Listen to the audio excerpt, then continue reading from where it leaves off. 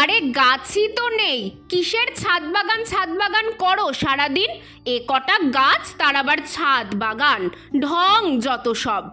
হ্যাঁ, আমার ছাদ বাগানে মাত্র 50 থেকে 60খানা গাছ।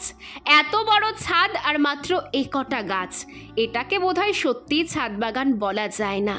জানো, আমারও খুব শখ ছাদ ভরা একটা বাগান থাকবে, কিন্তু সাধ্য থাকলেও সেটা করতে পারি না। উপায় যে নেই। কারণটা শোনো তাহলে। একটা ছোট্ট গ্রামের মধ্যবিত্ত গৃহস্থ ঘরে আমি জন্মেছি।